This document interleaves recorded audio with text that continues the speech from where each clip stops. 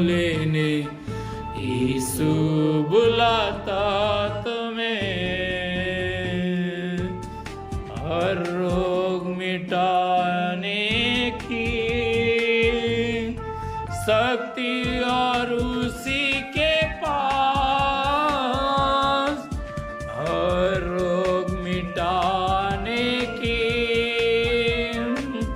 शक्ति और उसी के पास, बिना किसी भेड़ के तैयार उद्धारक अपनी दया से करने को, बिना किसी भेड़ के तैयार उद्धारक अपनी दया से प्यार करने को, यीशु बुलाता तुम्हें, यीशु बुलाता तुम्हें, बड़ी चाह से तुमको बाहों में लेने यीशु बुलाता तुम्हें, बड़ी चाह से तुमको बाहों में लेने यीशु बुलाता तुम्हें। यीशु के पीछे मैं चलने लगा, यीशु के पीछे मैं चलने लगा, न लौटूंगा, न लौटूंगा, न लौटूंगा, न लौटूंगा।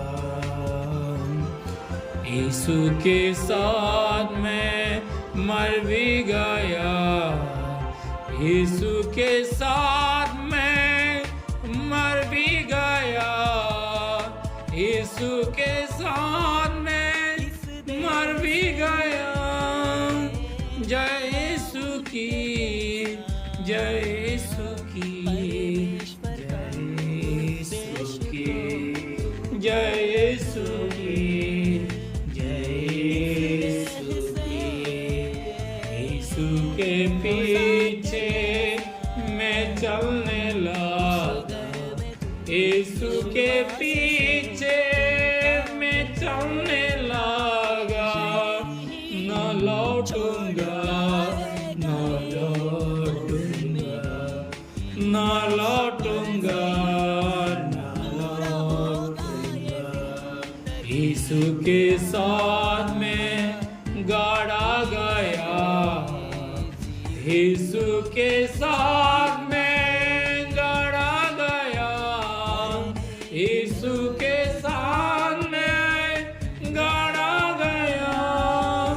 जी उठूंगा, जी उठूंगा, जी उठूंगा, जी उठूंगा। यीशु के पीछे मैं चलने लगा। ആവശ്യം എന്താണ് എന്ന് ചോദിക്കുന്നത്. അപ്പം എനിക്ക് സൗഖ്യം നൽകുക എന്ന് പറയുന്നത് നിനക്കല്ല നൽകേണ്ടത്, എൻ്റെ മക്കളായിട്ടുള്ള ഇസ്രായേൽ ഗ്രഹങ്ങൾ അവർക്കുള്ളവർക്കൊക്കെയാണ് എൻ്റെ സൗഖ്യം നൽകേണ്ടത്. ഒരു വിജാതീയ സ്ത്രീയായിട്ടുള്ള നിനക്ക് എങ്ങനെയാണ് ഞാൻ സൗഖ്യം നൽകുന്നത് എന്ന് ചോദിക്കുന്നു. അപ്പോൾ യേശുവിന് ആ കനാന്യ സ്ത്രീക്ക് സൗഖ്യം നൽകുക പ്രയാസമുള്ള കാര്യമല്ല, പക്ഷേ തൻ്റെ ചുറ്റും കൂടിയിരിക്കുന്ന വിശ്വാസ സമൂഹത്തിലുള്ളവർക്കും ഒരു ബോധ്യം നൽകുകയാണ്, അതായത് അത് മനസ്സിലാക്കി കൊടുക്കുകയാണ്. ആ സ്ത്രീകളും യേശുവിൻ്റെ കൂടെയുള്ളൊരു വ്യക്തിയാണ്, ആരെയും മാറ്റി നിർത്തുകയല്ല, എല്ലാവരും ഒരുമിച്ച് ചേർത്ത് നിർത്തുക എന്നതാണ് യേശു ക്രിസ്തു തൻ്റെ ശുശ്രൂഷയിലൂടെ പ്രധാനമായിട്ടും ആഗ്രഹിക്കുന്നത്. അപ്പം ചുറ്റും നിന്നവർക്ക് മനസ്സിലാക്കി കൊടുക്കുകയാണ്, കനാന്യ സ്ത്രീയും എൻ്റെ ശുശ്രൂഷയിലെ ഒരാളാണ്, ഒരു വ്യക്തിയാണ്, അവളെ ഞാൻ ഒരിക്കലും മാറ്റി നിർത്തേണ്ടവളല്ല, അവളെ ഞാൻ എന്നും ചേർത്ത് നിർത്തേണ്ടവരാണ് എന്ന് മറ്റുള്ള ഒരു വിവാഹ ജനങ്ങൾക്കും കൂടി പറഞ്ഞ് മനസ്സിലാക്കാൻ വേണ്ടിയാണ് യേശു ഇപ്രകാരം ഒരു ചോദ്യം ചോദിച്ചത്. അപ്പോൾ കനാന്യ സ്ത്രീയുടെ ഒരു മറുപടി ഇപ്രകാരമാണ്: നായ്ക്കുട്ടികളും ഉഴയരുടെ മേശയിൽ നിന്ന് വീഴുന്ന അപ്പം നുറുക്കുകൾ തിന്നുന്നുണ്ട്. അതായത് താഴ്ന്ന ജനത്തിൽപ്പെട്ടവർക്കും യേശുവെ നിന്റെ സൗഖ്യത്തിൽ പാത്രമാകുവാൻ ഞങ്ങൾക്കും അധികാരമുണ്ടല്ലോ എന്ന് കന്യ സ്ത്രീയുടെ വാക്കിലൂടെ അത് മറ്റുള്ളവർക്ക് പകർന്നു നൽകുകയാണ്. അപ്പോൾ ആ ഒരു വിശ്വാസം എന്ന് പറയുന്നത് ഇപ്പോൾ യേശു ക്രിസ്തുവിൻ്റെ കൂടെ നടക്കുന്നവർക്ക് മാത്രമല്ല, ഇപ്പോൾ നമ്മൾ സമസ്തിപൂർ മിഷനിൽ ഞങ്ങൾ എല്ലാവരും ശുശ്രൂഷ അറിയിക്കാനായിട്ട് വന്നിട്ടുണ്ട്. ക്രിസ്ത്യാനികളായിട്ട് മാത്രമുള്ളവർക്ക് മാത്രമല്ല നമ്മൾ സുവിശേഷം അറിയിക്കുന്നത്, ക്രിസ്ത്യാനികളല്ലാത്തവരെയും നമ്മൾ സുവിശേഷം അറിയിക്കുന്നുണ്ട്. നമ്മളെല്ലാവരും യേശു ആരാണെന്ന് പറഞ്ഞ് മനസ്സിലാക്കുകയാണ്. യേശു ആരാണ്, എന്താണ്, യേശുവിൻ്റെ ദൗത്യം എന്താണ് എന്ന് നമ്മൾ മറ്റുള്ളവർക്ക് പകർന്നു നൽകുകയാണ്. അപ്പോൾ നമ്മുടെ വ്യത്യസ്തമായ ആചാരങ്ങളും ആരാധന രീതികളും അത് യേശുവിനെ കൂടുതൽ മനസ്സിലാക്കുവാനായിട്ടും അറിയുവാനായിട്ടും മറ്റുള്ളവർക്ക് സാധിക്കുന്നുണ്ട്. അപ്പോൾ ഈ വേദഭാഗത്തും അപ്രകാരമാണ് പറഞ്ഞ് മനസ്സിലാക്കുവാനായിട്ട് ശ്രമിക്കുന്നത്. നമ്മൾ ഇതെല്ലാം യേശുവിനെ അറിയുന്നവരുണ്ട്, അറിയാത്തവരുണ്ട്, യേശുവിൻ്റെ ഇതിലെല്ലാം ഉള്ളവരുണ്ട്. പക്ഷെ എന്നാൽ അതിനെല്ലാക്കാളും അപ്പുറമായിട്ട് കനാന്യ സ്ത്രീയിൽ കൂടെ യേശുവോട് ആഗ്രഹിക്കുന്നെന്ന് പറഞ്ഞു കഴിഞ്ഞാൽ താഴ്ന്ന ജാതിയിൽപ്പെട്ടവർക്കും യേശു ആരാണെന്ന് അറിയുന്നു. അതിൽ കൂടെ അവളുടെ മകൾക്ക് സൗഖ്യം ലഭിക്കുന്നു. അതൊരു പുതിയ ഒരു അനുഗ്രഹമായി തീരുന്നുണ്ട്. നമ്മൾ തുടർന്നുള്ള വാക്യങ്ങൾ വായിക്കുമ്പോൾ അവസാനം പറയുന്നുണ്ട്, ഇവരെല്ലാവരും ഒരുമിച്ചിരുന്ന് കടൽ തീരത്തിൻ്റെ കരയിൽ നിന്ന് ഭക്ഷണം കഴിച്ച ഒരു കൂട്ടായ്മയെക്കുറിച്ച് ഇവിടെ പ്രധാനമായിട്ടും പറയുന്നുണ്ട്. 29 അധ്യായങ്ങൾ തുടർന്ന് വായിക്കുമ്പോൾ നമുക്ക് മനസ്സിലാക്കാനായിട്ട് സാധിക്കും. നമ്മുടെ ഒരു കൂട്ടായ്മ ബന്ധമാണ് പ്രധാനമായിട്ട് ആഗ്രഹിക്കുന്നത്. ഇപ്പോൾ നമ്മളെല്ലാവരും വ്യത്യസ്തമായ സമൂഹങ്ങളിൽ നിന്ന് ഇവിടെ ഒരുമിച്ച് കൂടി വ്യത്യസ്തമായ ആൾക്കാരുടെ മുമ്പിൽ നമ്മൾ സുവിശേഷങ്ങൾ പറയുന്നുണ്ട്. പക്ഷേ ആ സുവിശേഷങ്ങൾ പറയുമ്പോൾ അത് എന്തുമാത്രമാണ് അവർക്ക് ഉൾക്കൊള്ളുന്നതെന്നും അവരെന്തുമാത്രമാണ് അതിനെ ഗ്രഹിക്കുന്നതെന്നും നമ്മൾ ചിന്തിക്കേണ്ടത് വളരെ ആവശ്യമാണ്. നമ്മൾ കഴിഞ്ഞ ആഴ്ച തന്നെ നമ്മൾ ധനാപുരം എന്ന് പറയുന്ന സ്ഥലത്ത് പോയി അവിടെ പ്രാർത്ഥിച്ചു. അവിടെ പോയതിനു ശേഷം അവിടെ കുറേ ആൾക്കാർ 10-30 പേര് ഇവിടെ വന്ന് പ്രാർത്ഥിക്കുവാനും പ്രസംഗം കേൾക്കുവാനായിട്ടൊക്കെ ഇടയായി.